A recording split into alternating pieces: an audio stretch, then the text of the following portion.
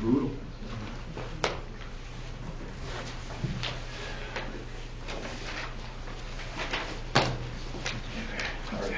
So how you doing? Good. Staying warm? It was before I left the wood stove. Yeah, nothing but good green tea.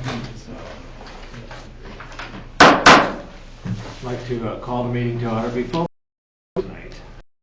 You're all here because of the heat, but something new in the room, and this meeting is recorded.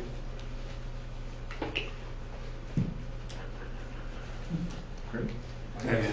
And it's actually over there, where that red light is over there. So, if you want to get on TV or something, you just need to wave and hide those kinds of things. But something new tonight, but we are still going to be using it.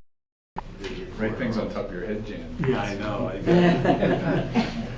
If you told me, I would have put on a jacket and tie, but we never know.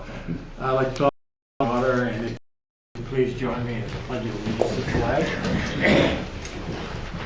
I pledge allegiance to the flag of the United States of America and to the republic for which it stands, one nation, under God, indivisible, with liberty and justice for all.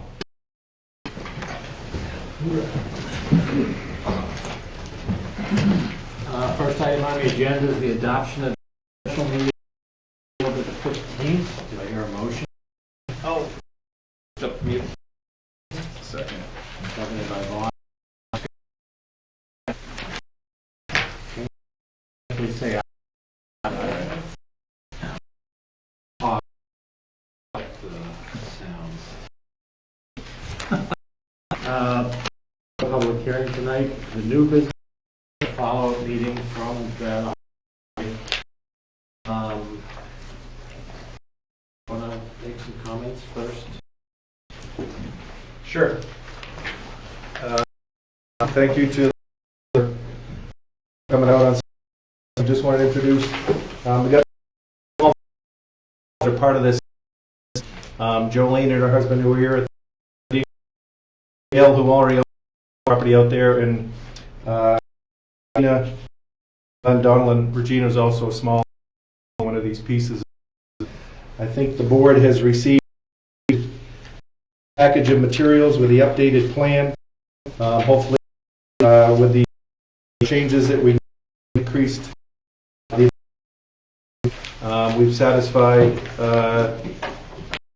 enforcement officers the few days at the pre-application meeting or the earlier meeting. Again, those who weren't here, this large parcel was left by several family members by the parents of Regina and Dale, and they are now looking to basically partition this property so that the sibling and actually two nieces of a deceased family have access. The lots range in size anywhere from 24 to 40 acres. Lots with a smaller lot that sits next to the road, a house that's been there for quite some time, and a J. Dale who already has a building on the property. We've tried to provide detail in the package with respect to the zone, which is located a couple thousand feet off Beans Corner. Hood Brook runs along the rear on the easterly property. Access to a direct there might need to be a study. The watershed of this, who know or might not. Hood Brook dumps into the Canaan Bowl, and after it's an inlet into. It's our that really wasn't the intention of this ordinance, but this is not in direct confluence to any great pond. Us into a number of ponds that eventually form the Canaan Bog in the town of Sibley, eventually to Sibley Pond, which is primarily in the town of Canaan. There will be deed restrictions that these houses will only be for single-family use, and if the board so requires, there can be restrictions as far as building or improvements, anything within so many feet of Hood Brook, and certainly the town code has significant restrictions on any property. Flood hazard zone is out as it is, and then the other restrictions of the town will certainly limit any work that's going to be done there, or any disruption to the land in that area. So we believe that we've met all the criteria. The board was generous enough, or was kind enough, to waive several of the requirements given the layout of the land. And again, we'd ask the board to approve this plan in its current configuration.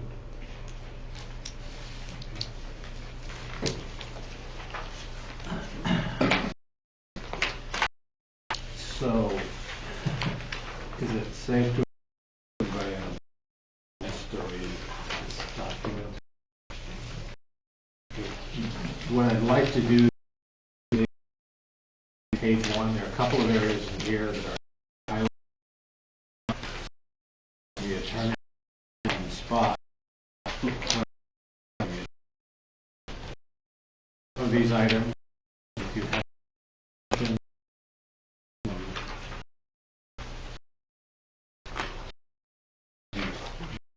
that we took those maintenance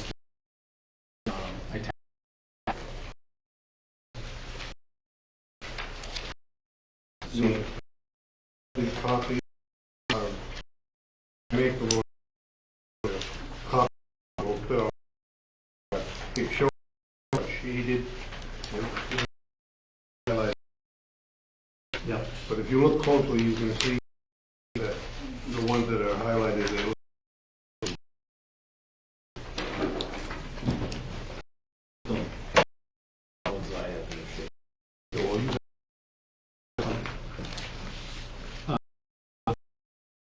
Does anybody have any questions on the first couple of pages? Most of these we touched on last time.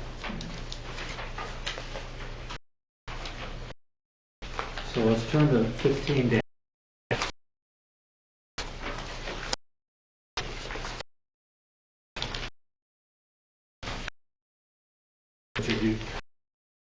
This maybe number 3. Right. Stream and flood in some of the lots are not shown to be addressed by the dam. If you look on exhibit 11, that is the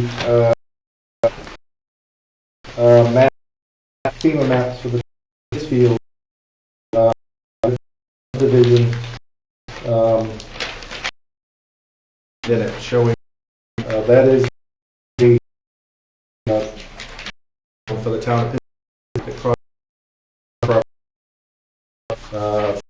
edge, essentially Hood Brook, kind of in a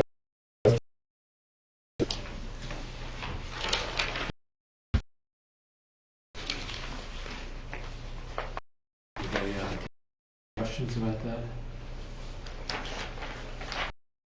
like I say, whatever, if the board has any restrictions as far as improvements or anything within that, within the distance of that flood hazard, that we're strongly opposed to that. I think in most situations it's 1,000 feet sideline of the road. I think any improvements or structures beyond that, given the price of road construction, anything's going to be there. It's quite a ways back there.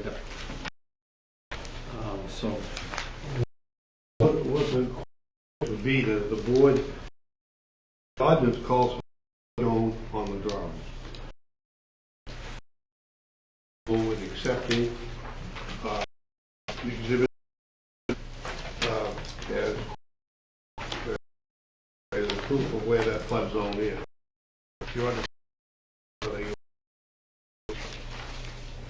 you comfortable with it, or you want? How accurate? The scale is 2 feet equals a mean. So take a little dot like that, and that dot is 2 feet. But that's from the federal flood zone plan. In terms of the property itself that Okay, we're well, discussing. Putting that there, it has to be, it's difficult, but accurate about it, but it's reasonably accurate. I mean, it's obviously brook, so it shows that. And there's with regard to how far water anyway, so. Right, ordinance would cover setbacks from shoreline zone and also deal with the flood requirements as well. Just anecdotally, these flood maps, unless you an elevation certificate from a surveyor, Yeah. they come there and some on the 100-year flood scale is highlighting at 100 years. So is that shaded in? I don't think that are there unless you hit the certificates and local. It's a benchmark, and I know if was involved in it, they would probably, and there was in that area, want somebody to go out and make sure that none of the improvements. Right, that's why I So- say there's already laws on the book care of that. So I'm good with that. Okay. Any other questions? Do you ever accept the explanation? I'll make the motion. Is there a second? Second. With number 11. We did provide, and Steve had asked for a couple of additions, parts of the down in the package, but the map that's also Exhibit 4, 17, that is an African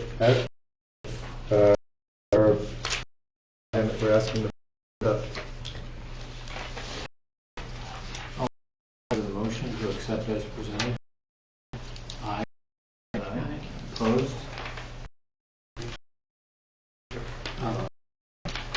Mo? So we can same thing with the next plan that was not have the place name of the decision, the date of the conference, I believe all of which plan was to the I have confirmed actual registry. The margins that we're showing here are acceptable for the registry. So, the board. Motion to That's the accept. motion to accept that. That's top.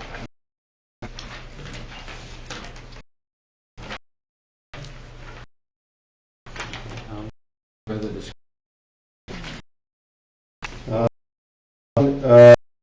Retype family anticipated that when the lot make reference to source deed, one of the family sub as approved by the town of Pittsfield, November 14th, whatever date it might be, recorded in 2018 page. So that has been updated, and that's using for the name for indexing at the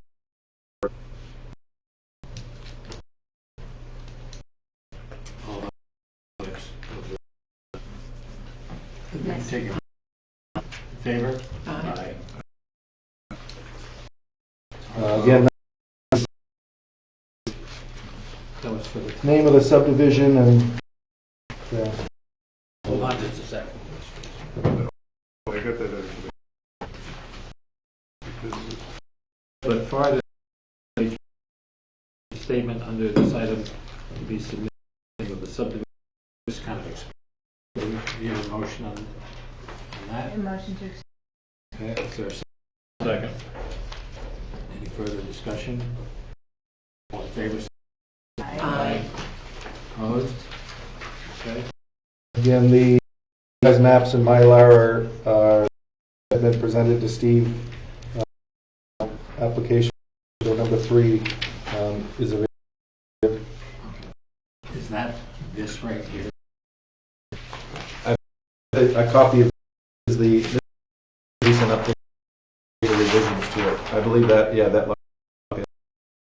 On Mylar, All those in favor of accepting the maps as presented?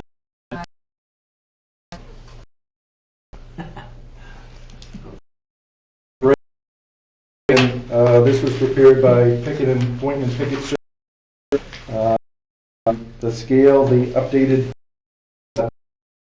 as well as orientation is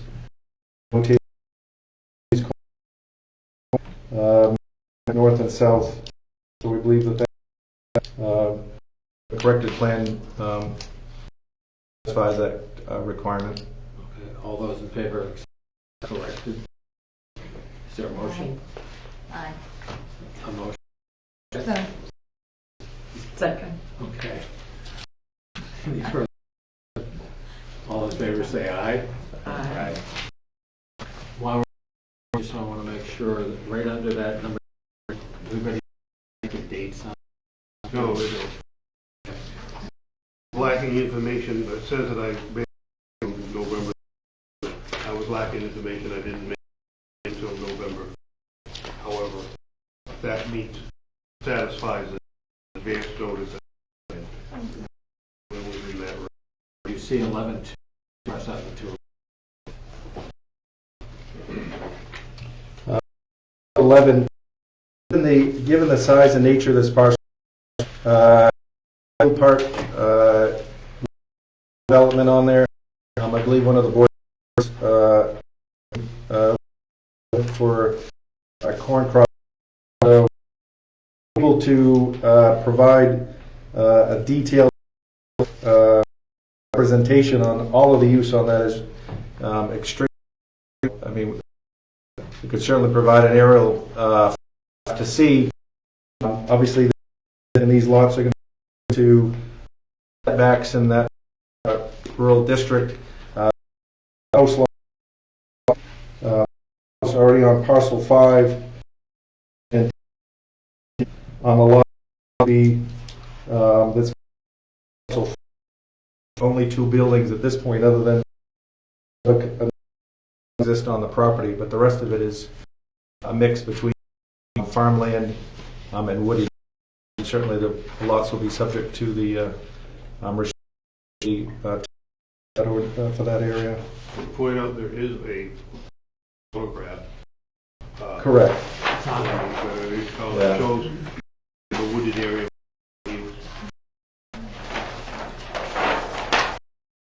We are 7. We accept action. Any further? Mr. Corn Harbor.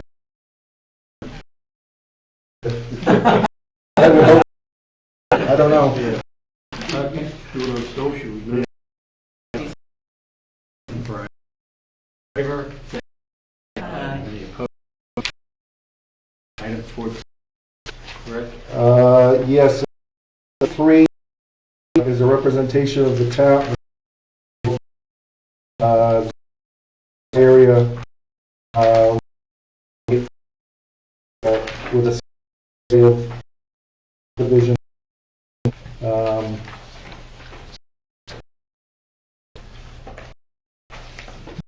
Let me see what else for here. I think in conjunction, Exhibit 11, the though the flood zone, land, and then my understanding the balance of that, the D4 district.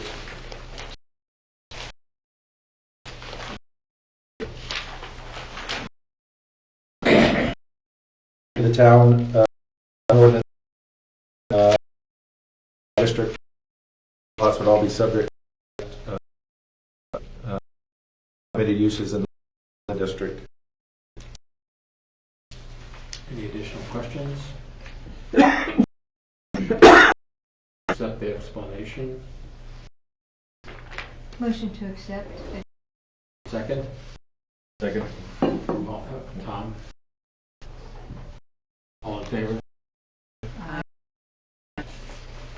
Going down a little. I don't know.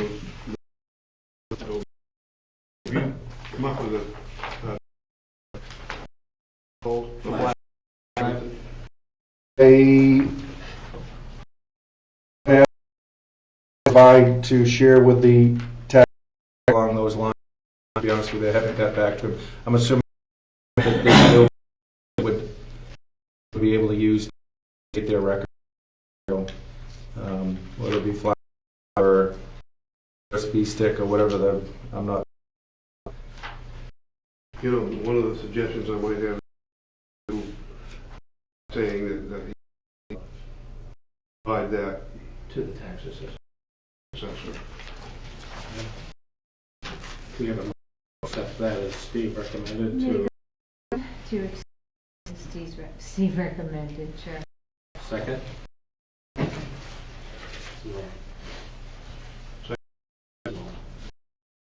Oh, Simone.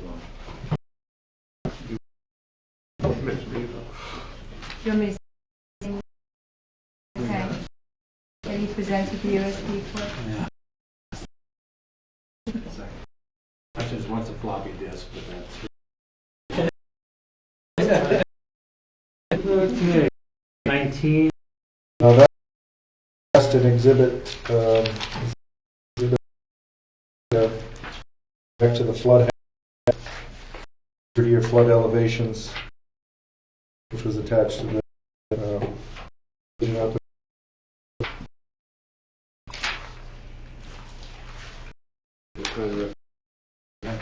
I'll make a motion to accept it. Second? Second. Say aye. Aye.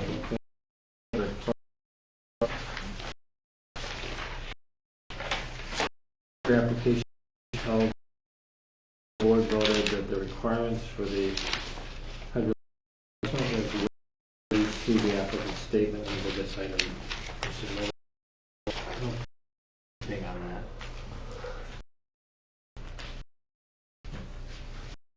Didn't we? Did we waive that? Yeah.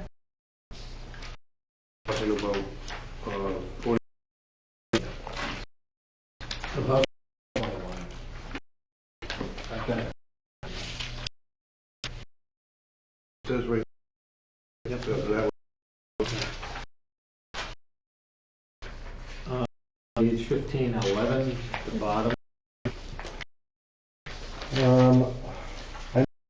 In the town of Pittsfield plan, several maps that detail either natural resources, forest and farmland, and I've thought addressed some of the wildlife that had been attached to our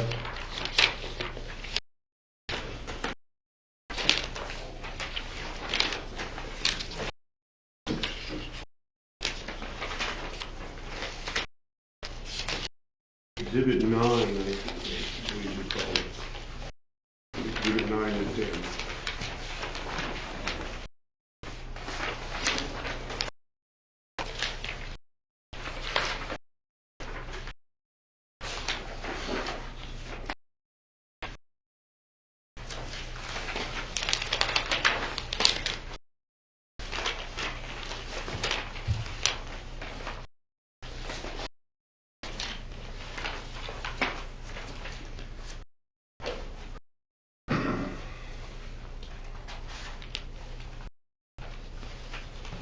And it may have been Exhibit 10 that I thought addressed that.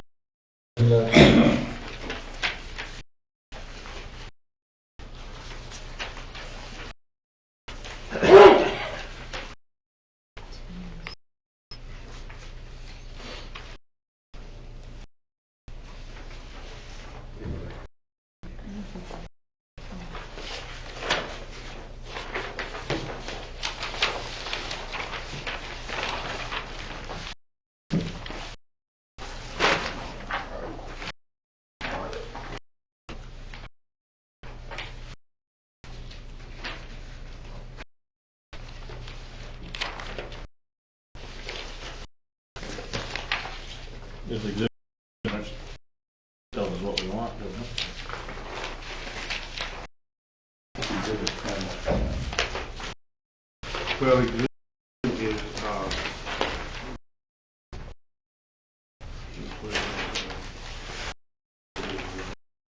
10 is the more of the wetland. Yeah.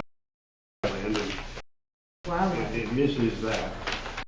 The exhibit is the one that deals with, farmland and, you know, that one, for areas. About prime, this, it may have been a criteria.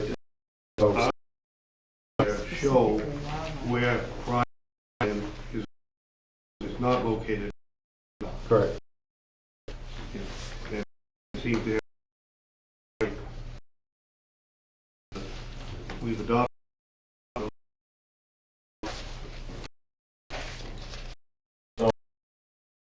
This, you know, you ask but when they're all do almost anything you Well, I'm not going to answer that. Well, there's, you know, it's good, you know, land doesn't build access. You state the fact that it's there. Right. Isn't this reference to wildlife on the property? Are we Yes. 25. addressing? Is addressing wildlife and land use. So see,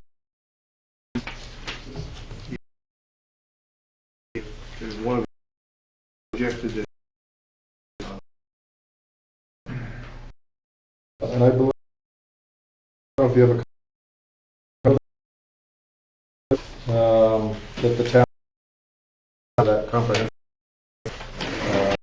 And I thought that was the one that we had.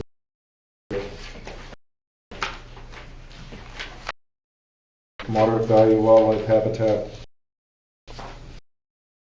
Wasn't one on the wildlife habitat. There's some things of that sort. you're withering, And I don't, that wasn't listed in that area right there. General. I, the information was directed. So I don't know what we're going to do with that one.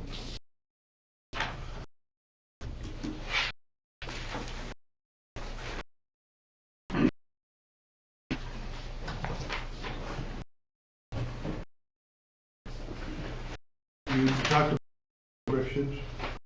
Could we have the restriction that limits you so far so that we wouldn't be down in there where the wetland is and where deer woods and so forth? Is that something you might want to consider?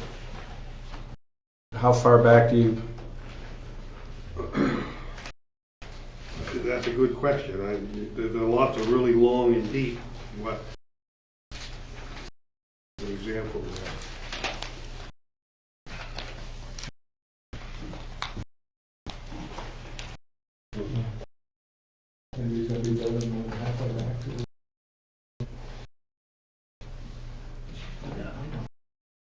Equipment to anything being built.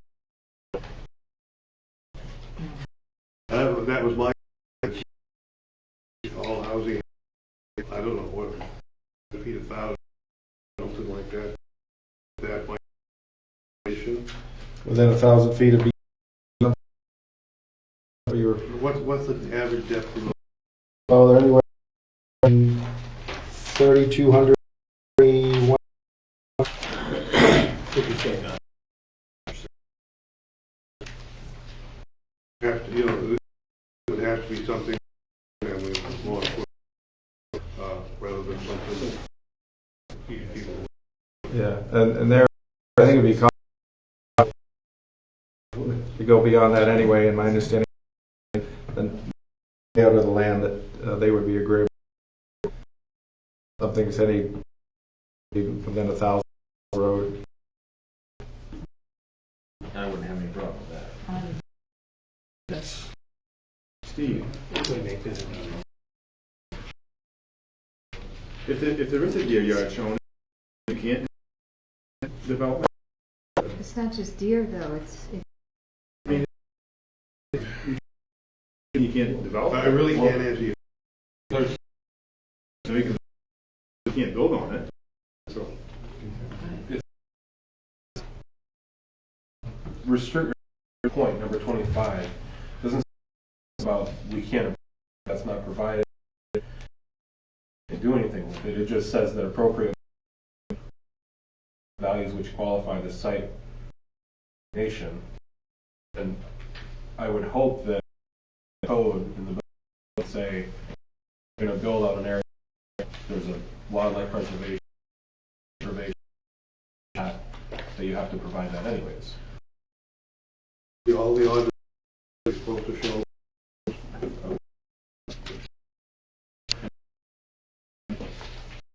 Anyways, right? Right, that's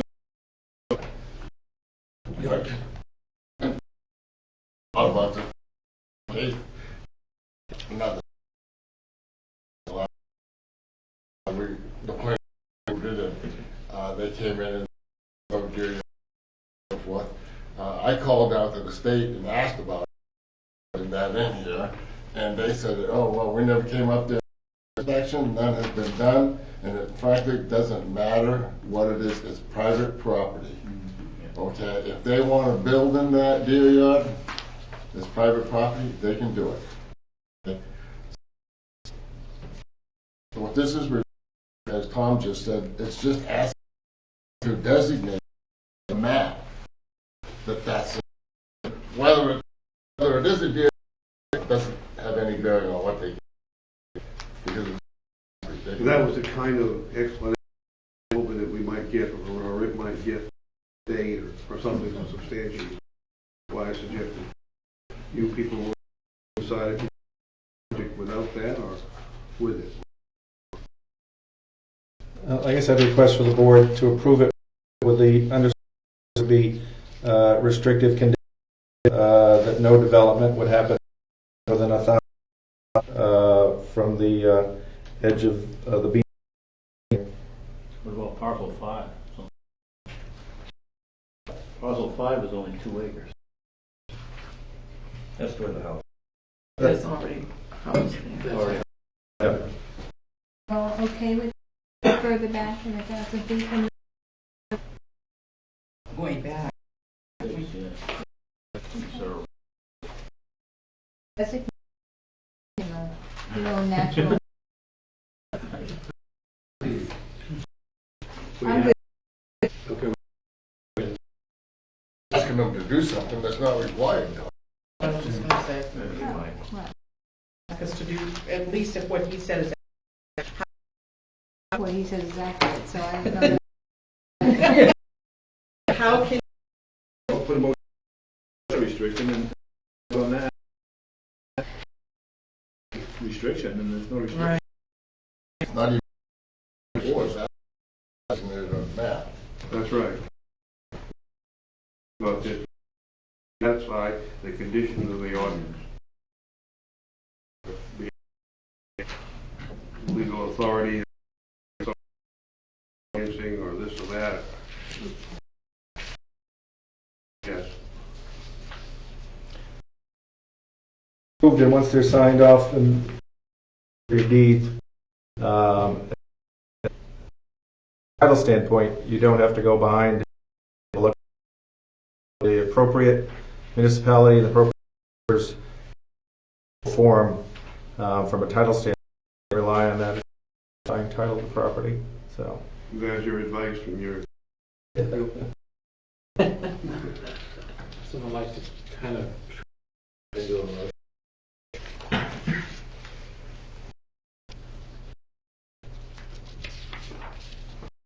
you consider the five.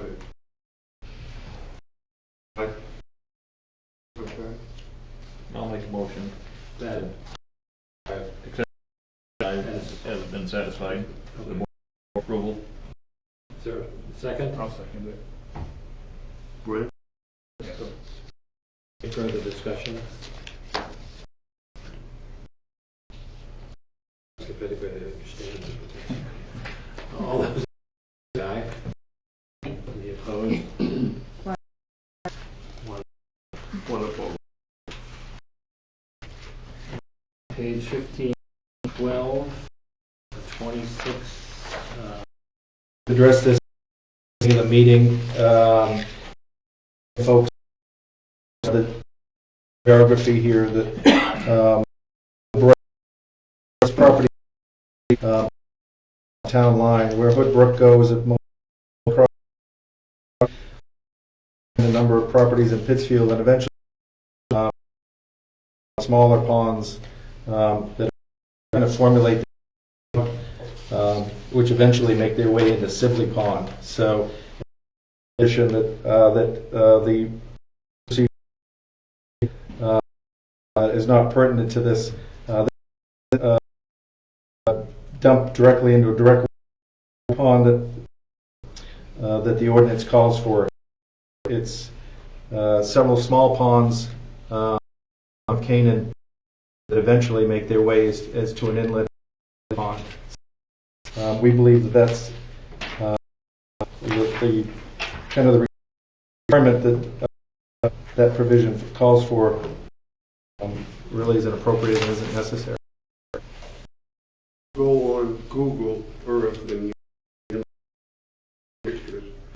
See, I think 4 of the are in the middle of Canaan Bog that the stream. The Hood Brook stream doesn't Sibley Pond. It goes Canaan Bog goes into Sibley Pond.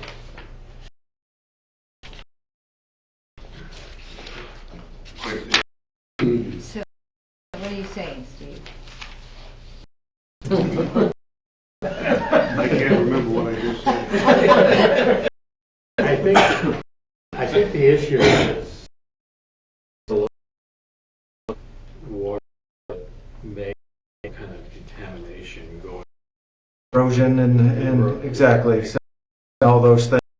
The fact that it's going into a boggy kind of area actually gets probably is the thing.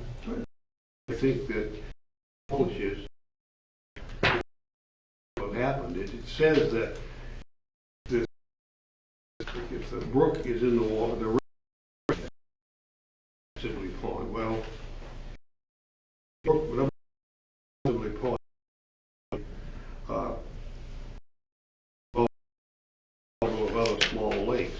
It calls for those small lakes to be. They're not. They were ponds.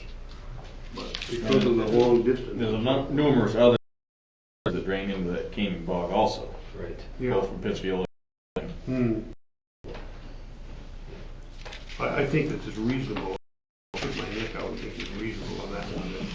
Well, I think if you were to drop a pack guy in water of Hood Creek, a stream, you'd eventually see it in Sibley Pond. I don't believe direct Direct route. deposit into the pond. That it's really is above and where the direct watershed goes. So, and eventually Hood Brook does play into Sibley Pond. Is technically in the field, but it passes through an and several other small ponds before it gets to Sibley Pond. Again, I don't believe that the that's provided for in number 25 is required. If you wanna push things, it technically goes all the way to Atlantic Ocean. Good point. Well, there.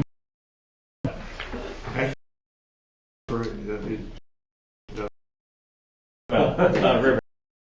River. Okay, do we have a motion to, phrase this? To, that the,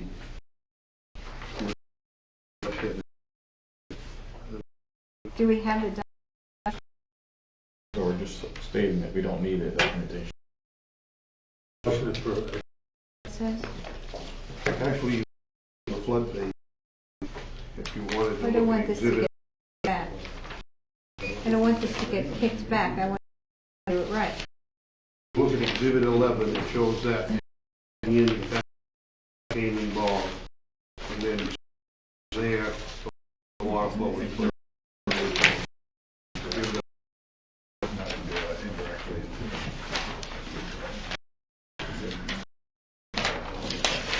I would say probably 2 worth of meat before it hits the Cinder Pond, at least.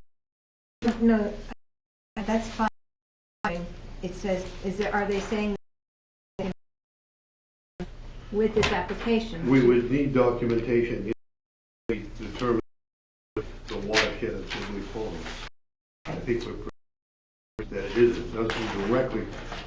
We'll have a definition here of Yeah, it says as being the direct watershed of a great, the small piece of Sibley that's Pittsfield. I don't know if that counts or not. Now we're splitting hairs as far as, I think the Canaan side of Sibley is as a great, the little sliver along the side may or may not.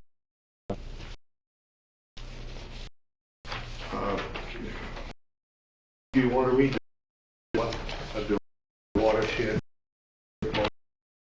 You on this? I don't think anybody's really. I just want to make sure because this. So we can. Okay. motion to waive. The state. Okay, bye. Second? My name. Motion. We don't need to as a statement, right? Make a waiver. Pardon me? You just accept the statement. We don't have to grant. Just accept the statement. If we waive the need for Yeah, I think there's a lot of weight to this. Right.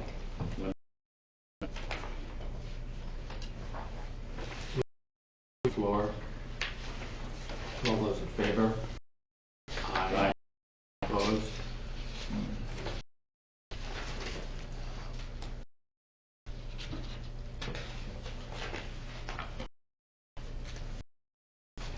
And we're at the last page.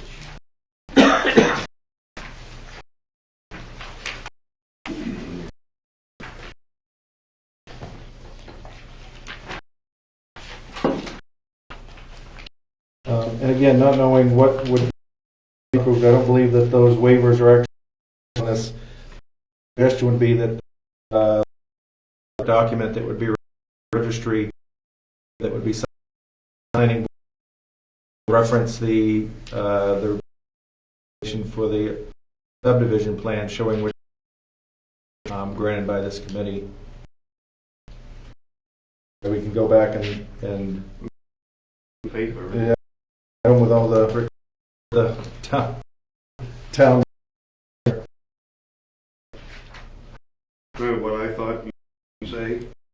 Is that you were.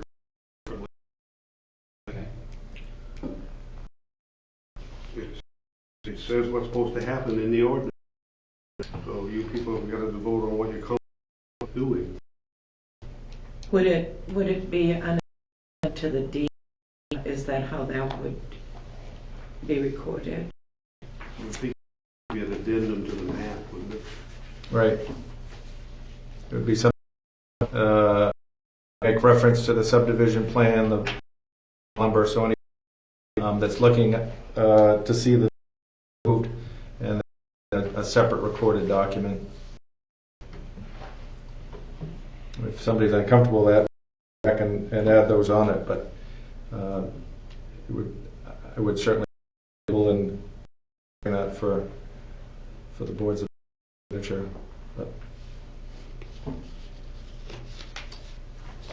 I guess my feeling is we probably need to have some recognition of those waivers. right.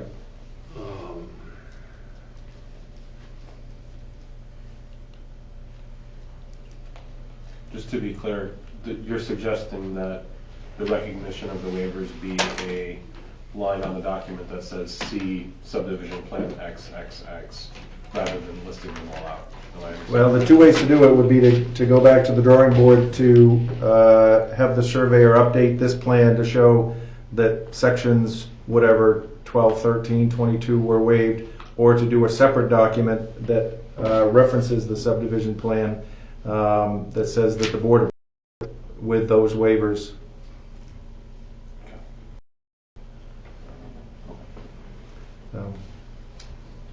Is it gonna make any difference on that other thing with the waivers on it, if that's signed at a later date? Um, Good question.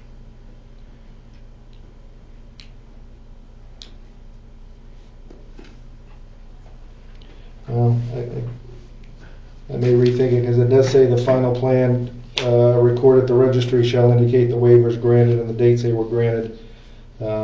Somebody was splitting hairs and saw it on a separate document.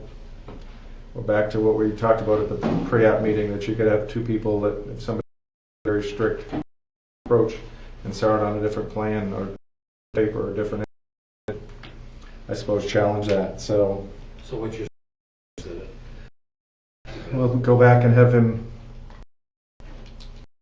whatever language the board would approve, that will have that added on there and submit it for your signature.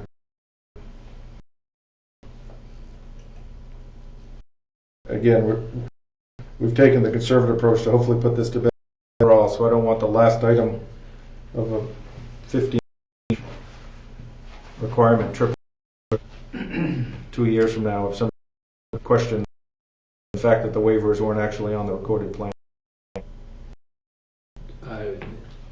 So I'll accept the motion to the years of the original recorded plan. I'll make that motion. Basically, we're saving money on the plan. I'll second that. That means that it's gonna be signed at a later date. I have to talk to the surveyor and make sure that we include, I'll run it by Steve or A copy of the minutes here that tells what we, waived in the minutes. okay. Everybody understand? Yeah, but tonight we still can approve the provision on the condition that the additional information. The plan be resubmitted with the language indicating which waivers were approved by. That would be our request. Okay. So to include the waivers in the Motion. Original. Simone, second. And last item then is the board. What would I think that the appropriate thing to do would be to table the approved meeting. You know, getting the maps. Okay. Yes. Make a motion.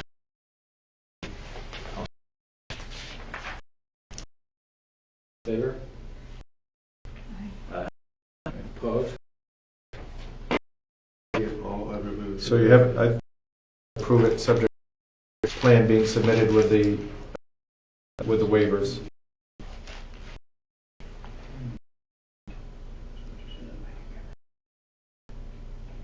if they won't sign until the next meeting. I just don't want, I'm just trying to save us coming back and going through this process again. If we can, would we need to come back for the, I think if you come back, you wouldn't have to go through this, you could just go with. Basically, I think the plan came in with the articles on it that we say necessary, as far as we'll sign, be done. Right. It would be a percent. Yeah, quick one.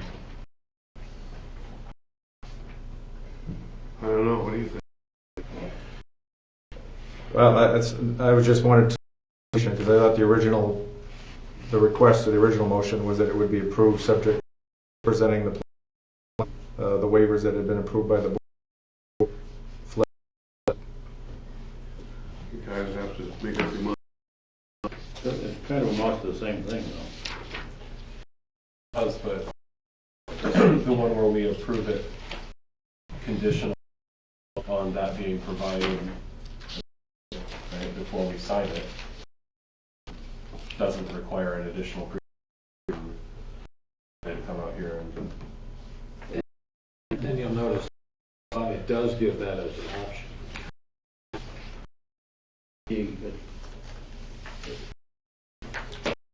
New information supplied, you don't have to show up for it. All we have to do is the additional information. Right, but if we table it, then it needs to be here for the next meeting. I could track that table. Okay. Who seconded it? I'll retract. Okay. Motion. The motion is, New motion, approve vision, give 10 thing. Final. Recent plan with the indicated waivers granted. Good. To conditional. Okay. That before. Well, we approve it. repeat it one more time, please. I think it was a piggyback. It was a piggyback request. And I guess it says in the they were granted a week to, I know some day and some at the whatever we call it. Day, right? I thought there by those. I'm just wondering from a board's perspective whether it's going to indicate somewhere back at the October meeting and then the additional day, or they all basically now waived by the act of the board giving its condition. That's it. What you did, that this is kind of the final. So it was done before as well.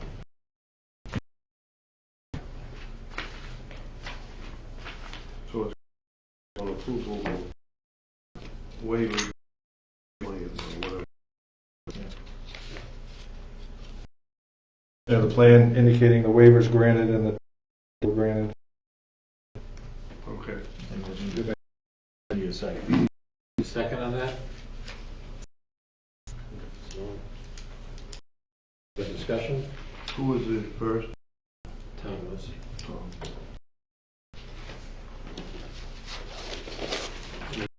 Discussion? All those in favor say aye. Aye.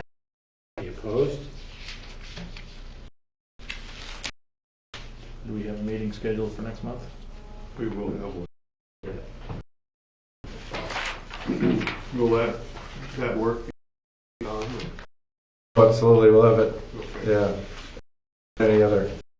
If that's the earliest it can be done, we'll deal with that time frame. Interesting little site, talking with Buffalo and Herman, that did a large an application out of her 3 years. We've done it once.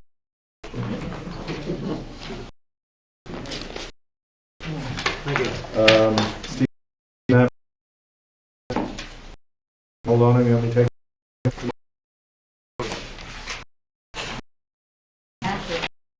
Coming back with the language to, that the board. Planning agenda.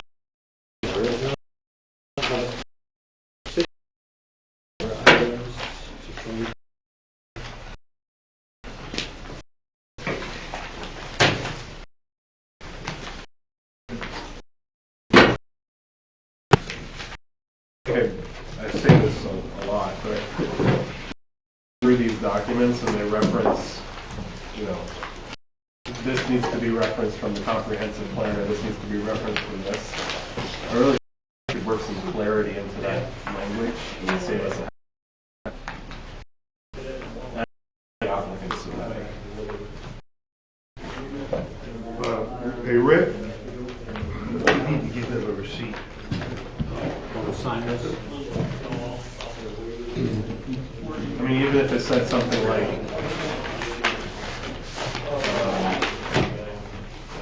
You need to give these guys a receipt. I'll probably give it to Rick. yeah, so when we were talking about the wildlife preservation areas or something like that, if it referenced a specific map in the plan, is see the comprehensive plan, then we don't have to say, well, do we have the map or don't we, and what map are we looking for, that kind of thing. Even better if it was all on a computer and we could just go from. That too. Yeah, I mean, I feel like we're making decisions in 1990s technology right now when we've got like, I mean, we just made a decision on a wintering yard, like GIS has all this, I mean, I pulled it up, luckily, we don't have a great internet connection, but like, I think most of us in here would be pretty surprised with the square miles in Pittsfield that are considered deer wintering areas or considered critical habitats for animals. It's a large area. It is, and I feel like we're in here making decisions where we don't have sufficient information to be able to make responsible decisions on behalf of the people of Pittsfield.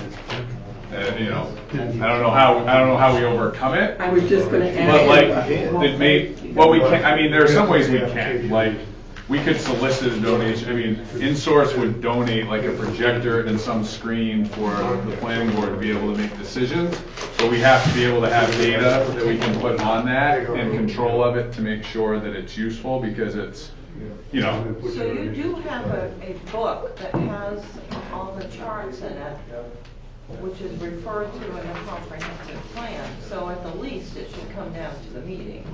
And at the most, it can be put on some sort of format so you can look at it during the meeting. Right. I mean, right, so the main GIS, I think, has probably a ton of these maps with overlays that are very easy for us to, but we have to have like strong internet down here, and we have to have technology to be able to do it. And I think we have to make a commitment. If that's what we need, I feel like we just need to make that commitment to happen, whether it gets a portion out of the town budget, whether we try and get donations to make it happen. Like, it's like in our business. I mean, there are tons of places where spending a little bit of money avoids making way more expensive mistakes. I'm sure you appreciate, Brent, later on down the line.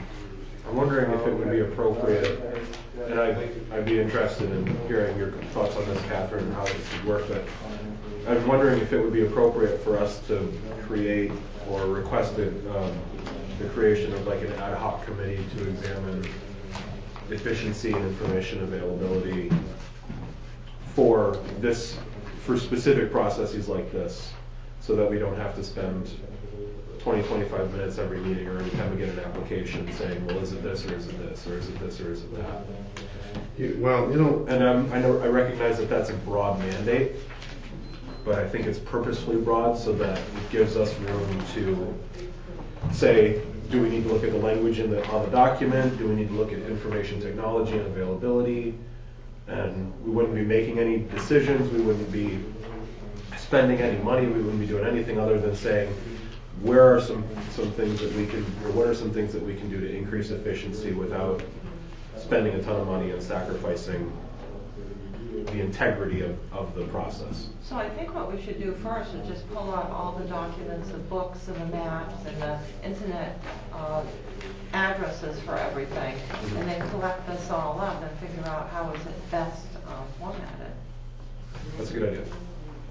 Well, one point a couple points that I would make is that this, our ordinance says it's to clarify the state ordinance. I gave you people a copy of the state ordinance for your reference. Right. So we're dictated as to what we can do. I mean, we're limited to what we can do. Right. The other situation is the responsibility of the applicant to supply this information.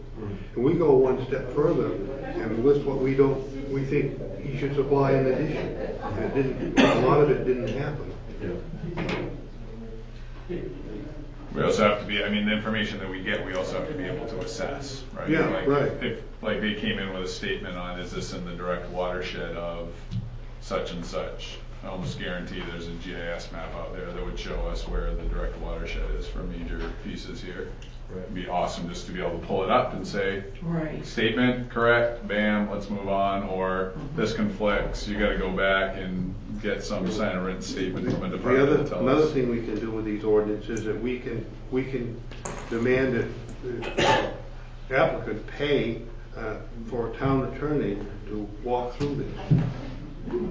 It's very clearly stated in there, which it would be my recommendation that we do that next time. And we try to help these people out because it was a simple subdivision, but, or a limited, whatever, I forget the word, but minor subdivision. Is that going to be? So at the least we can pull all the references together, and I think that KB cog can be of some assistance because they use these items Right. online all the time. Right. Would the, not that this should be our primary determining consideration, would asking that the town attorney review these types of documents be cost prohibitive to the applicant? Well, it probably wouldn't be any more than it would be if the town hired the person. I mean, you could read about it. It tells you they did pay $250, and then if we use 75% of it up, we can then ask for more. It's basically unlimited what we can request. Okay. Why don't we pull all the references together first, and then we'll see Yeah. exactly what we're dealing with. Yeah. And I wonder, does KB cog have like a best practices for Yes, integration they do. of technology and things like that into? No, I think they can be very helpful. I didn't want to pester them right now because they're hiring another planner for replacement of the great planner that's leaving and has now left. However, I think they can be a great resource, in a month or so. Okay. It was just a thought. It's a good thought, Ron. It is. Thank you. Streamlining is always good. And I'm serious on the in-source piece, like year-end buying comes up soon, like if there's a need in this space for technology, like we will make a donation towards that. I just need to know before the end of December, but Okay. like, Well, we've got to move forward. Yeah. At some point, we've got to be in this century. yeah, it's good to have, it's good that we've got some of the recordings that are going on and some of that piece. It'd just be, it'd definitely be, yeah. I think how we there's good movement happening, and I Yeah. think that if we're going to do more, then now's the time to do it. We're working on the internet connection now, which has not turned out to be as easy as, people come into this and think it will be easy to work that out. And it's not, but it will get worked out. We're going around and around with the company again. Mm-hmm. And that being said, I did get internet down here tonight, which is a step forward. So, thank you for. It's proceeding Yeah. in our cement building. Yeah. We'll call it a bunker from now on. I think that maybe. Well, everything got better after the cell tower went up at Lancey Street. Thank you. I mean, if the town can get a grant to beam broadband from the spot where we have it, would be happy to figure out how to transmit it there and use whatever's needed to do it. So there's line of sight, I believe, from the tower to the top of this building. So I haven't seen anything that would qualify yet because we still are listed as having 100%, perfect, Right. broadband all through the town, and so we're pretty much disqualified from a lot of the funding sources, but that doesn't mean there's not something creative out there. So I'm getting further along on my 3 big federal grants, so I should be able to go off and work on some of these smaller things. All good ideas, thank you. Thank you. I have something that I'd just like to bring forward for, I don't even know what anybody can do about it, but when we moved into town, Somerset Avenue was the entrance to Pittsfield, and we were very impressed with the row of trees, the mowed lawns, the appearance, and that really brought us to Pittsfield. And today, when I drive from I-95 to Main Street, I am horrified with the disrepair and the half-project status of so many houses in my entryway to Pittsfield. And all I can think of is, if we came into this town and it looked like this, coming into the town, we would not have moved here. I don't know what anybody can do about it, but it's terrifying to me to see this town just going downhill on the private properties that are on this main entrance. Along to with the town. value of our homes. Exactly. It affects everyone. It affects, most of all, I think it affects anyone that we're trying to attract into Pittsfield to live. To live or visit. Or visit, I know. And I don't know that there's anything that we can do about that. I know that we, talked about and we worked on the ordinances to try to bring Pittsfield into some kind of plan where people can do these projects and have some time to do them. But in the meanwhile, there is some really serious damage being done on Somerset Avenue to the properties. Erosion, I mean, they're just eroding. And even, I guess some of them have been bought with the intention of repairing them. I'm not really sure, but it's just awful what's going on. None what of do you them think, Steve? All of them that have a problem, it has been addressed. Where letters have been written, follow-up has been done, I've talked with them, even asked how often to help haul some stuff off of my pickup truck for one of them, because they just make a mess and leave it, The one directly across the road almost directly from you is the worst one. Yeah. And he used to be a planner for the town of Pittsfield, the fellow that owns it. He's got in over his head, and I don't think he can figure out what he's going to do with it. But short of taking legal action, we've done everything that we should do in dealing with the situation. And what I'm hearing Simone say is there are 2 separate things here. There's like code and ordinances are like minimum standards, right? And I think what you're talking about is more like, I mean, it ties into comprehensive plan, it ties into attractiveness, it ties into, right.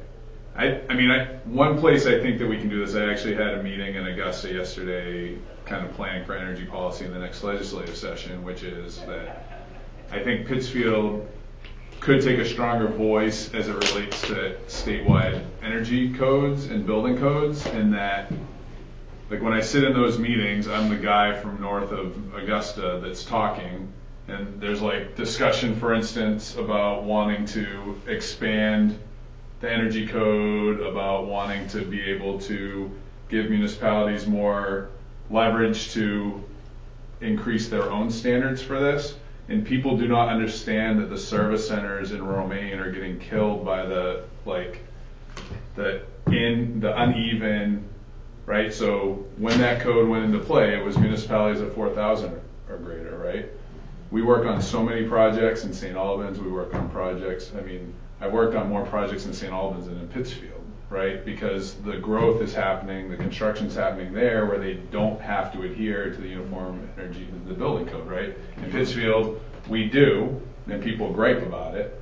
And in Pittsfield, if you look at the statistics, our housing stock is like, what is it, 1939 and older, like the portion of our housing stock that is 1939 or older is like 60% more than the average in the state, which is like twice what the national average is, which is, I mean, I hate saying it, but probably the easiest economic development plan is to have everyone go to Hathorne Park for the bicentennial and have some kids throw, throw Molotov cocktails in some of the houses around. Because the replacement values of the homes, we're getting to the point where, like, we're sitting here thinking about doing a major renovation on our house, and it's like, we're never going to get the money out of it. And that becomes a dangerous place because you have, you've got across the street, we've had two houses that are probably going to sell for less than $50,000, right, on the primary artery into Pittsfield. Yeah.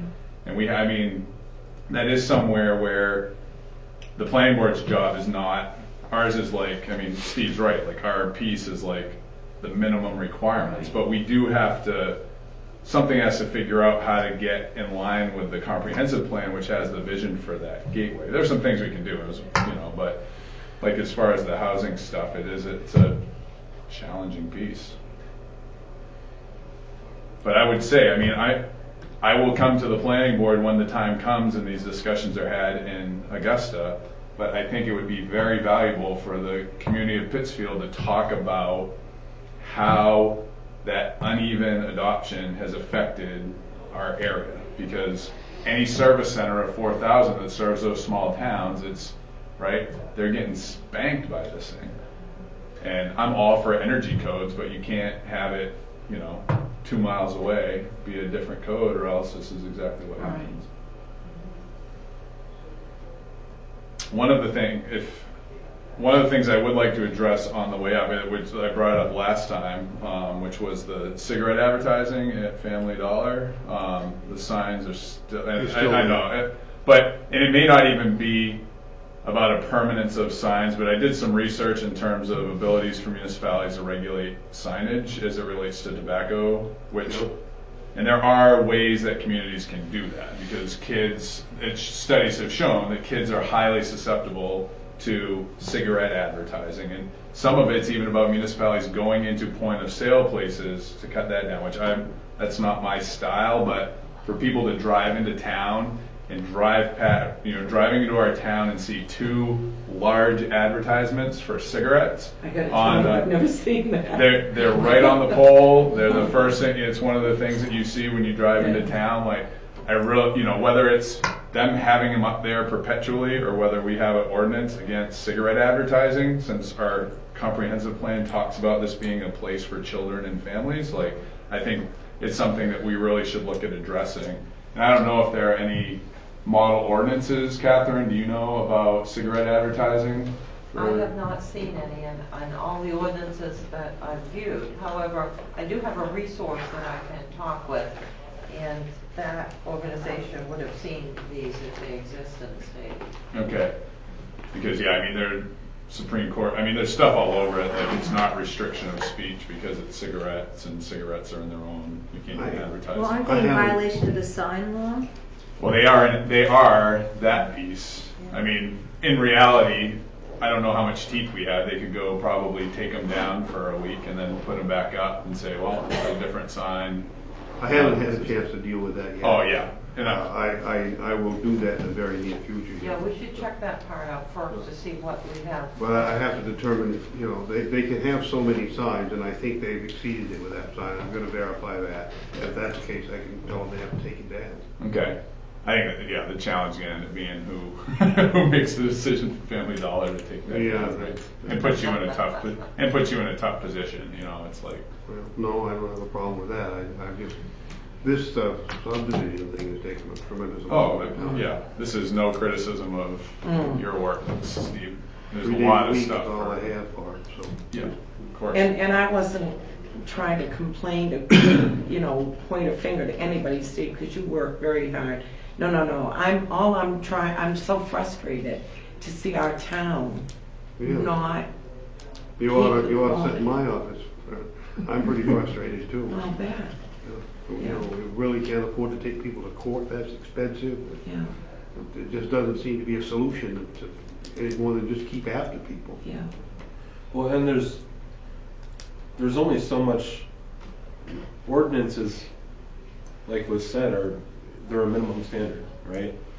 And if you have an ordinance that is slipping and we're asking people to correct the issue, but they don't have the money to correct the issue, it's not going to happen, right? Like, if they can't afford to finish the project, or if they don't know how to finish the project, or if the house is in disrepair or falling apart and they can't afford to do that, it's not going to happen, right? They're probably not going to sell their house, and they're not going to be able to fix it. That might be, you know, the solution, especially some of the vacant ones, right? Right. Like the one near her. Right. But So I'm just saying, like, And you know, that isn't the one that bothers me the most. It does, because that's my view. Yeah. But the ones that bother me the most are the ones that are across from you, those, yeah, I mean, you know, and I've talked about that greenhouse on the corner with all the plywood on it. I just feel like, gee, couldn't that just be nothing there? You know, it's like the sign saying, we're a mess, you know, that it's just too bad. And then that big one across from you with all the plywood on it too, it's like, why did they even They're take working the old on it. windows Yeah, out, you know? they're working on it. I I mean, know. there's at least progress on that one, which Is is there? nice. That's Yeah, good. but it's, yeah, I mean, in the past, right, there were folks in town, I mean, like my grandfather back way along, the trees are all coming down now, like the big one in front of our house, they went through Oh, and they sure. planted all those trees Right. up through there, and I think there have been efforts to do that, and that takes time. Yeah. But as far as the homes, I mean, Yeah. that's the economy of Pittsfield, and that's a much bigger Strong. issue than we can deal with through Yeah. ordinances and codes. But Yeah, basically, I think we've adopted some ordinances that address all those issues. The problem is compliance. Yeah. And then again, like you said, then it leads to litigation, which we can't afford. We can afford it, but even after you go through one or two of these, it doesn't mean it's gonna be resolved. Mhm. Because then there's additional steps for the town to take, you know, to attach the people's property, to go through certain steps, which are, you know, unheard of And then in what? most Yeah. towns. And Yeah. those still don't even work. So the voluntary compliance is what works the best in helping the people, finding sources for them to get money. This is very helpful there. Yeah. yeah, I would much rather us, not this board, but just The in town. general, the town, and not the official, like the town officials, but just the town, right? Like, nobody wants to live in a house that's in disrepair. Nobody wants to need that, and it's. I think we're much. In the Nobody's spirit living of- in most of these. Most of them are vacant, right? Other than that green one with the plywood, but aren't the others all, the one across from you Yeah, is the one vacant? across the street from you is vacant. And the other ones are, there was one further up on the left. Like Vaughn says, they're doing work on that. They've got kind of done a nice job on the inside. Are they living in it? No, there's Oh, nobody okay. living in it. So they're To my vacant, knowledge, anyway. yeah. So I think there's things we can do. I think there's also things that the town can do, and I think there's also things that the community can do. And if everybody's doing everything that they can, it's hopefully gonna improve. You know, if we really want to take some of those vacant houses and say, I mean, this would be an extreme step, and I'm not suggesting it, but if we were to say, if a house has been vacant for more than a year and there hasn't been any movement on it, you gotta knock it down, right? That's gonna solve the problem.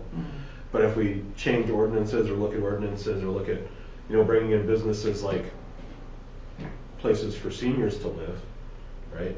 Bring in a business that renovates these houses and makes them community homes, right? There go half the vacant houses in the community because people buy them up, renovate them, and then people move into town, Sure. right? So there's things that we can do, I think, but there's also things that bringing in the businesses that are going to do that and bringing in the people for those businesses to employ, and it's a holistic approach that I think. One of the big problems with the vacant houses is elderly people have gone into nursing home care And that house is in limbo with the state until that person passes. And there's places out there I've seen been empty for 10 or 15 years. Yeah. That's a long time in limbo. Well, that's why most of the places, by the time they're done, basically you have to knock them down. Right. I mean, there's places with holes in the roofs, 3-foot circles. Yeah. One of the things I've noticed that being successful by legally suing somebody and getting fines and being able to do certain things doesn't change their habits. They'll go right back. We've got one up on Lincoln Street that I went by the other day, and there's a camper sitting out beside the dilapidated house with a wood stovepipe sticking out the camper window, and the smoke was puffing away. Oh, that's scary. That is scary. Not a mobile home, a camper. That's just awful. What about that house out on Route 2? It's like between the Higgins Road and Sibley Pond. You can't even see the driveway. There used to be an elder African-American fellow that lived in this place. I haven't seen him for quite a while, but I see tracks in the snow going in there, and there's a light on all the time. And this place, you wouldn't even know, it's falling down. I'm not sure which one you mean. That's on the left, It's on the north side. north side. Yeah, Before Hoodbrook or after? before. Okay. You know what I'm talking I about? think so. Yeah. Before you go, if you want, we'll take a look at the tax map and you can show me which one it is. Yeah, I mean, I can't believe anybody's even living in there, but there's footprints in the snow. Somebody's and paying a there's light bill. Huh? Somebody's paying a light bill.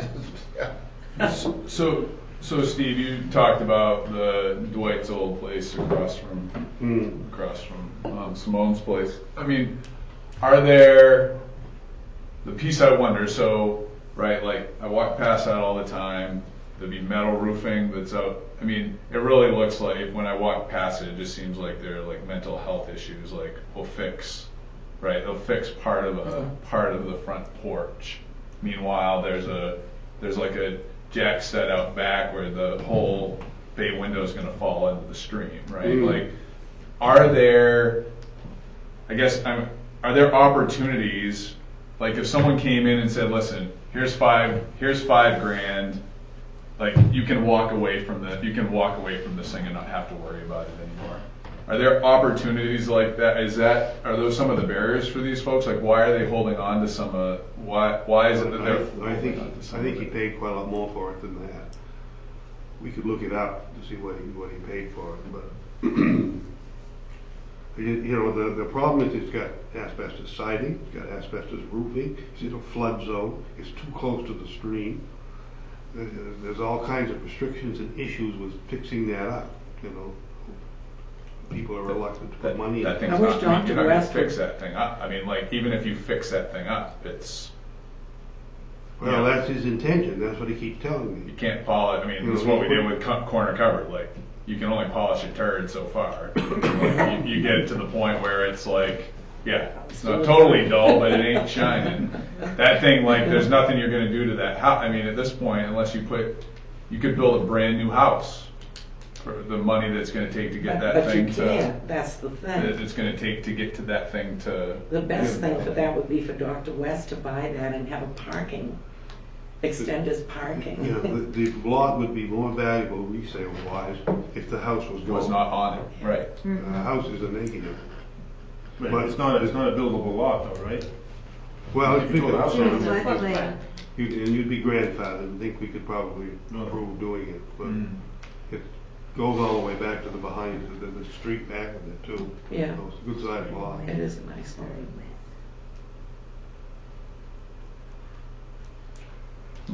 I mean, I think you raise a really good point. I think there's a lot of discussion that we could have. I don't think we're not gonna find a solution tonight. Oh, no. Right? But I think it's a valid concern, and I think we talked 4 or 5 meetings ago maybe about sitting down with the new town council, right? Or sitting down with, maybe having a community forum where people can come together and voice these concerns and throw stuff at the wall and see what sticks. I mean, there's a lot of opportunities for collaborative conversation to make things happen. Where if we let loose of the reins a little bit and just throw stuff out and say, go forth and prosper, something's going to happen. Right? It's not going to be perfect, but it'll be something. And I think that that's probably the most efficient use of our time. Right? Is trying to promote opportunities for the wealth of resources that we have in this community in terms of people and community to find solutions on their own, rather than us saying we need a new ordinance, or we need to do this, or we need to do this.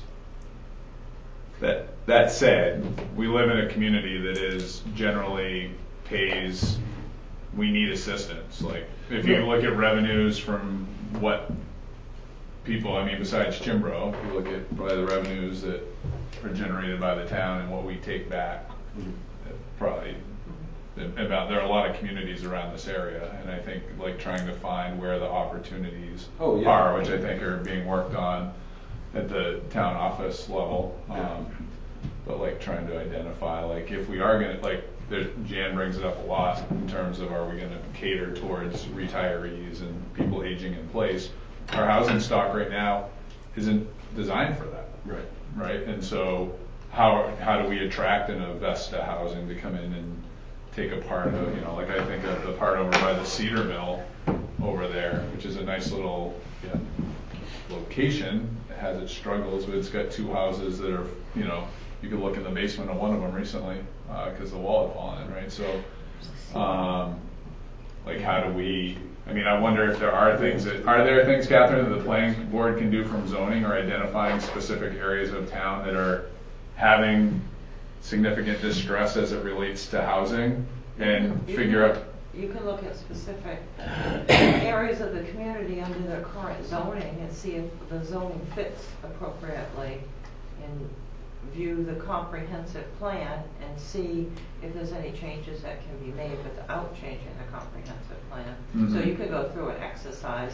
I note that the Cedar Mill property is actually a strategic location. If we expand the industrial park expansion that was recently completed and now has innovative specialties out there, we have 2 other parcels being looked at, and then that whole area can expand up into the Cedar Mill property, and that could become more industrial property. So that's a strategic lot.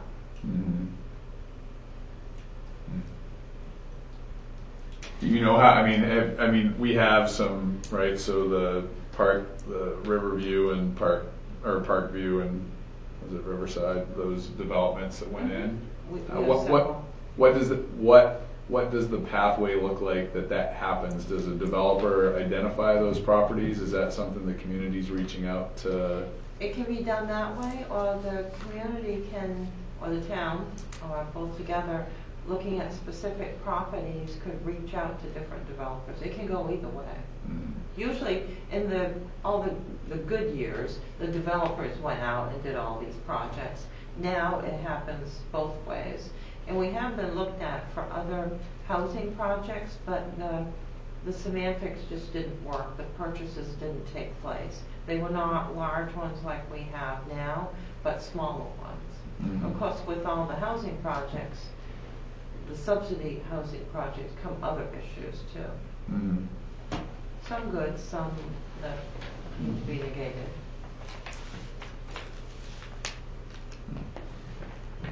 I like Jan's idea of the senior citizen, you know, trying to develop a community that caters somewhat to senior citizens, being able to, you know, draw that crowd.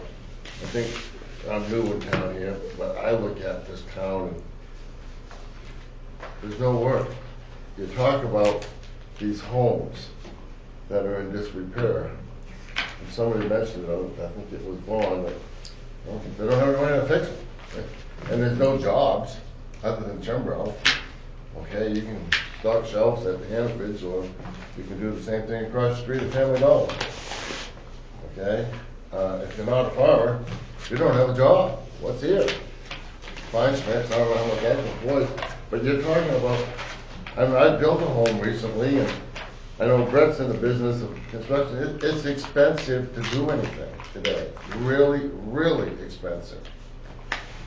And to try to draw folks here, and the income base is not here. People at Chimbrow don't live in Pittsfield.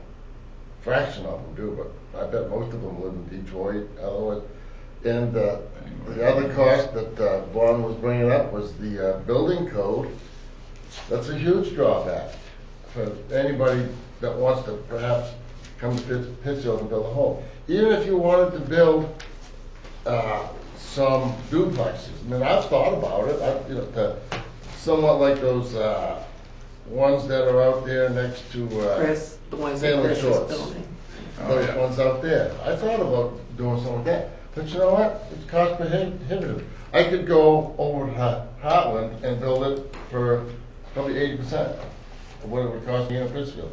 Well, this is the issue that Vaughn brought up. Yeah, exactly. It's very, very legitimate, because we've had a number of developers, individuals, and builders bring this up, who want to do projects here, but the cost is so much more because of the code, so they can go to all the surrounding towns and do it for less, because they're not under that code. Right.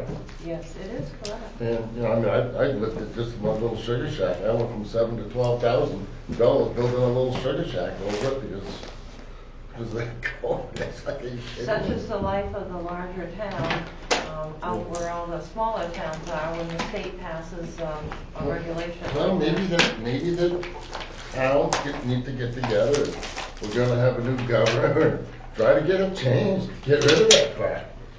Because it's killing the town. Problem with Augusta is they don't feel they're not doing the job unless they make some change. Make something to go, help the people. I told them years ago, the best thing they can do is stay home. So, Yeah. on a positive note, But yes, I wanted to note that Innovative Specialties, of course, had come to town after purchasing the lots, built their large distribution manufacturing facility, and now are in the facility, having hired almost 15 people, probably more now. Their requirements were to hire a smaller number, but they can keep on going here. So their ribbon cutting is going to be this Friday. So they've invited a number of people and are very, very excited about it. Catherine, I need to respond to that. Because what I was told today was they fired 3/4 of their people today. And my son-in-law was one of them. That's not the information that I have. Okay. I hope that's right. Innovative Specialties did that. That's the place that makes the little trailers, right? Yeah. Yes. Yeah. Mhm. We've got What was the paperwork reason down for at that? KV Cog, so we have the information. Well, we'll find out more on Friday, but he's hired a large number of people. There was quite a few working in there when I was in there probably a week ago. Today was the day. Well, the big celebration is on Friday, So, 12:30. I did want to, like, on yours, Morris, I mean, you hit a high point where we do have a bunch of good paying jobs in town, and like Chimbrow, Kleinschmidt, I mean, our folks make pretty good money. Like, there's a critical piece, and I think we have to figure out with the town, like this public-private partnership to overcome some of these challenges that can't be done just on the public or on the private. But, I mean, you know, right? Like how much money flows through Chimbrow and what kind of jobs are there? That is easy picking fruit if people would rather live close to where they work. Yeah. But with the infrastructure, some of the infrastructure issues that we have that aren't unique to Pittsfield, right? Like I've got folks, like I've got one of my employees lives in Knox. He and his wife both or work in Pittsfield, and they commute from Knox every day. And you know, they have a great piece of property in Knox, but it's also, you know, there's just kind of a limitation of investing money. I mean, we think about it. We got to build a new warehouse. We outgrew the corner cupboard a while ago, and it's like investing money to build infrastructure in Pittsfield is a bit of a challenge. You know, just like working on our house, we know we're not getting the money out of it, we do it for other reasons, but Right. I feel like there's some public-private, we do have we have a lot of resources in this town in terms of held privately, and like trying to figure out how we can best make decisions to leverage it so the money stays here is like, I think, our big challenge. And I'll say, if people are interested, I end up having, because this falls under energy code, and because I've been the chair of the trade group in the state, there are a lot of conversations related to the building code stuff that go on. And if people want to be involved in that, I mean it. Like, people coming in, they see me all the time, so they really don't care about what I have to say anymore. But like, people come up from the planning board from Pittsfield and say, listen, these are the things that we're challenged with, and we see it directly. It goes a very long way in the right circles. And so, are there show of hands of any people who would be willing to, like, when the conversation comes up, to like maybe have you be interested in it? So, yeah, I mean, it's important for people to hear the on the ground piece, because, yeah, the loudest voices aren't necessarily coming from up this way. So Dexter and Dover Port Club have the same type of. Right. You Yep. would think that the town said just over 4,000. Yeah, definitely. Could I have a motion to adjourn? Because we have to motion to leave. Yeah, I said Leave anyway. Okay. Okay, meeting is adjourned. Who seconded? Royce's feet are making pictures. Royce? Yes.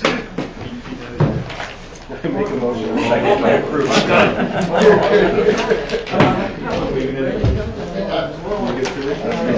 Every 3 weeks, somebody says that we built. You gotta think about that. And if everybody has it, that's fine. That's where. So if everybody has it, it's fine, but it's not a fair play. And that's it, We tried today, John, it's brutal. We made some headway down at the shop. We tried them all, and realized it's so hard to find. Clean it up this weekend, and tried it. These will hunt next week, so. They did me, waiting for it done, and maybe wait till spring. Even though maybe nice in December.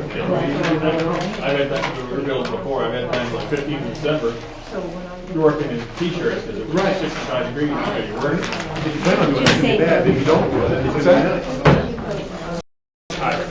Oh, it was landscaper. Oh, wicked. No. Get up there with.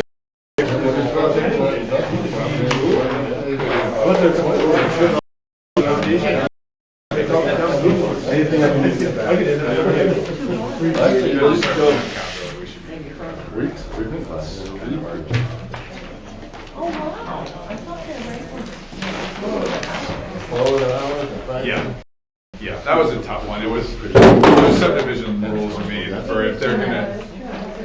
Well, this one was a unique, and like most of you're doing is they're gonna build houses. No, it's not. No. We're like Hey, we subdividing. decided we were gonna move. Oh, we decided. Right. And I would like it. yeah. All right, thank you, Vaughn. What's that? The code? I hear that Yeah, I've been talking every about. 3 weeks. Oh, we don't even want to do work. Yeah, I understand.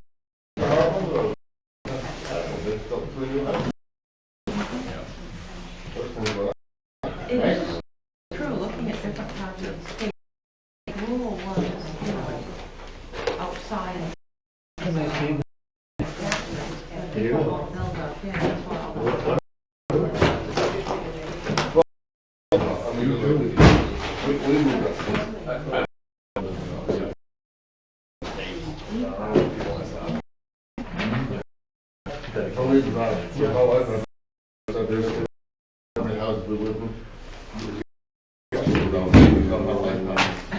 I mean, we have lots of friends that we do it with. As Heather opens up her brewery, I bet you'll be doing her that neighbor. Yeah, we go back and forth. This is just over yesterday.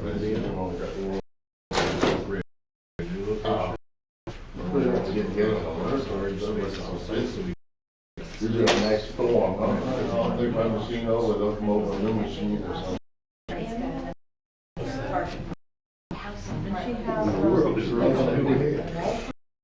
Okay. I know they got 6 of them. But anyway, one wasn't very helpful. That's I used to my. have those. No, I think that's a great idea. You'd have to do Well, it. but in the back, you have trees. Well, what is it? There Be you a go. train station, yeah. Well, have a nice day. And we might be the home of a national champion dog. That would be great. I want to sign on Very that. surprising town. Yeah, yeah. Yeah? Tomorrow night, 6:30. I've been talking about it down there for a while, like, you know, just, Good night, Steve. Good night, thank you. Bye, Ron. Have a good night. yeah. You know, you know, they make the name yeah, so look, this is good, you know? That data hasn't mattered down there for a while, I'll be honest with you. I've taken all kinds of data down there, Mo, and it hasn't meant much. It'll be interesting to see whether it will now, but,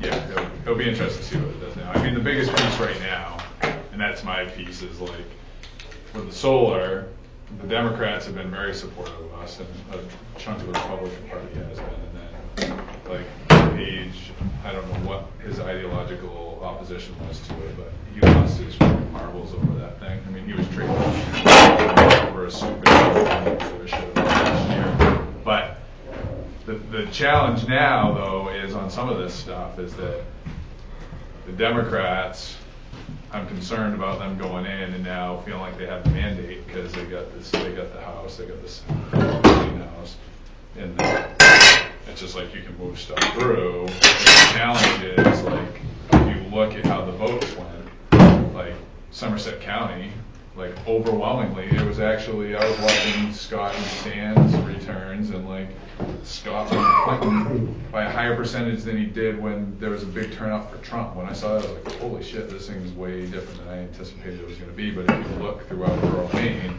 like that divide got bigger, and it's and if they pay attention to that, there's actually an opportunity to kind of heal the heavy partisanship that's been had in the state. But if they don't, it's going to be, we're going to be 2 years from now having.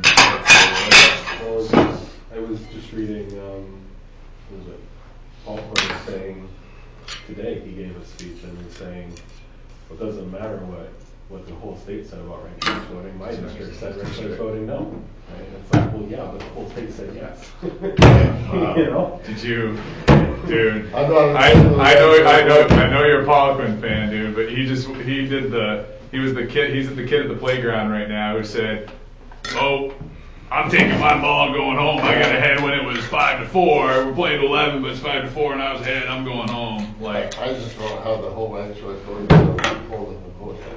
I mean, I can see both sides of it. I can honestly see both sides. yeah. But I look at it when you do ranked choice voting, you're voting 3 times. You're having more than one vote. Okay? That's the way I look at it. But if there were 3, so here's the deal. This is the funny thing about politics. If there are 3 Republicans running But there won't be. and 1 because there's a Democrat, primary. what's that? There won't be though, because there's primary. There sure could be. I mean, so the first election I voted in, Ross Perot ran for. He was more liberal. independent. Right. But that's what I'm saying. Like And that's. then he dropped out. But that's. No, he was there for the final. No, he Ross dropped. Perot. No, he was there. Oh yeah, he dropped out like 3 weeks and came back the day before, so he could steal the votes from Bush Senior, wasn't it? But that. So what I, But anyway. But that's the same. I mean, you can say the same thing. They all ran as independents. Like they're liberal leaning independents, Right. and that's where we are right now. But there's going to be a time where you're going to have, conservative leaning independents, and it's crazy. But It's crazy times. I mean, it's crazy times, good. I just hope that we can somehow get past the partisanship, okay? And